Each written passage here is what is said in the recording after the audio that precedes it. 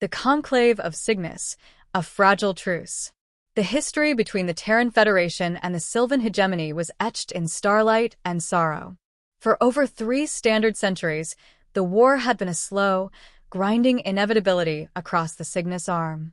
The Terrans, a restless, expansionist species, had spilled out from their cradle world, their hyperdrive technology a beacon of aggressive exploration. They prized logic, efficiency, and material gain, building an interstellar empire founded on industry and military might.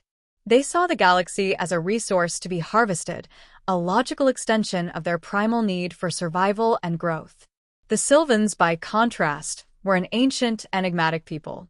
They called their worlds the Verdant Weave, planets rich in bioluminescent flora and deep, crystal seas. Their civilization was founded on deep-seated biological and psychic connection to their homeworlds, and they viewed Terran development as a parasitic blight. Their skin, a rich, luminous cyan, was an evolutionary adaptation to the low-light spectra of their star systems, and their yellow-gold eyes were said to see the psychic residue of all things. Their society was a meritocratic matriarchy ruled by the longest-living, most psychically attuned queen. Queen Zalara Lanther was the current and 43rd queen of the Sylvan hegemony. Her mind was a razor-sharp blend of political cunning and millennia of ancestral memory. She wore the ancient, heavy crown of her people, its crystals pulsating with faint, contained energy. She was there not by choice, but by necessity. The war had finally become too costly. A new Terran weapon, the Sun-Eater torpedo, had vaporized 3 of her fringe moons, and though her people were resilient, they were not suicidal. Her goal was a binding ceasefire that secured the sovereignty of the Verdant Weave, no matter the political or personal cost. Ambassador Kalen Vance was the Terran Federation's chief negotiator. He was a paradox, a brilliant strategist and diplomat who possessed an unusually introspective and empathetic nature. He had been a decorated admiral until a devastating, near-fatal battle with a Sylvan cruiser made him realize the brutal futility of the conflict. He carried the weight of that experience in the subtle lines around his dark eyes and the quiet gravity of his bearing. He was here because he alone possessed the trust of both the warmongering Terran Senate and the desperate fringe colonies. His objective was a lasting, comprehensive peace, securing a future for both races, even if it meant changing everything. The conference was a month-long debate rooted in a deep, unreadable skepticism. But in the quiet moments between sessions, a subtle, unspoken dance had begun. Kalen had learned to read the Queen's body language, the nearly imperceptible micro-expressions that signaled her true feelings.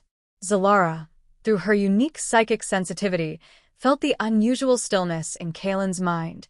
No bluster, no greedy calculations, only a profound, lonely desire for genuine peace.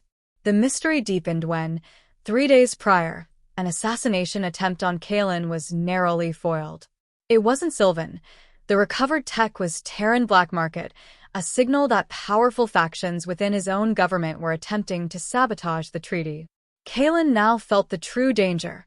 The peace he sought was a threat to the established order of both sides. Zalara knew this too. Her ancestral memory whispered of civil strife. She had observed him since the attempt, her gold eyes following him with an intensity that felt less like animosity and more like concern. The Terran delegation was seated opposite the Sylvan Council, every face a mask of strained formality. Kalen was about to deliver his final, make-or-break proposal, a joint custodianship of the Nebula Veil, a compromise that would grant both sides limited, supervised access to a critical cluster of resource-rich worlds. It was the only way to avoid mutually assured destruction. As he stood to speak, Queen Zalara lifted her slender, bejeweled hand. The room hushed. Ambassador Vance. Her voice was a cool, resonant contralto that seemed to vibrate in the very structure of the station. Before you present your final proposition, there is an amendment to the seating arrangement. She turned slightly, revealing the empty, deeply padded seat beside her, traditionally reserved for her most trusted psychic consort, a place never offered to an outsider, and certainly never to a Terran. The shock in the Sylvan Council was palpable. their cyan skin darkening with alarm. The Terran delegation shifted, murmuring in confusion. "The Terran Federation has betrayed you once," Zalara continued, her gold eyes locking onto Kaelin's. "It is plausible they will attempt it again. For the sake of this precious, fragile peace, it is imperative that I am able to perceive the truth of your intent without the psychic static of your rather agitated companions obscuring my senses." The reason she gave was political, but the true reason was a complex mix of instinct, revelation, and the burgeoning, dangerous spark of attraction. The mystery she was trying to solve was simple: who in his delegation was the traitor? She could feel the ripple of deceit near the Terran side, but couldn't pinpoint the source. By drawing Kaelin to her side, she could shield his mind from the distraction, allowing her to focus on the deceit in the room while also allowing him to speak with the clarity he desperately needed. The romance was a consequence of their shared, isolated objective. In the silence of their guarded interactions, she had seen beyond his human exterior to the beautiful, melancholic core of his soul, a mind that valued life over victory. She saw his pain, his conviction, and most dangerously, she saw the potential for him to be an emotional anchor in her long, lonely existence. By offering him the seat of her consort, she was making a profound, nonverbal statement: "I trust you more than my own people."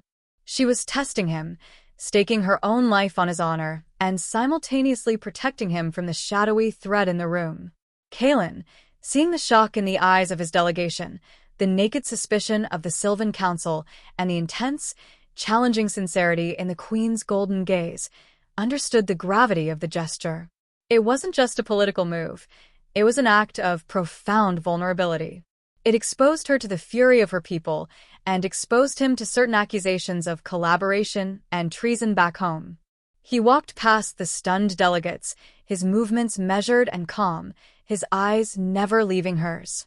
He settled into the plush, velvet cushion beside her. The intimacy of their proximity was startling. He could feel the faint, floral scent of sylvan perfumes and the quiet, contained power radiating from her. He leaned slightly toward her, not breaking the eye contact he held with the council. "Queen Zalara," he murmured, his voice low enough to be private. "I believe I shall present the motion much more effectively from this position." A flicker of a smile, a ghost of an expression, passed over her lips. "I am certain of it, Ambassador Vance." With the Terran diplomat seated at the Queen's right hand, the balance of power in the room had shifted irrevocably. The Conclave of Cygnus was no longer about two empires negotiating a ceasefire. It was about two powerful individuals forging a new destiny against the will of their own people.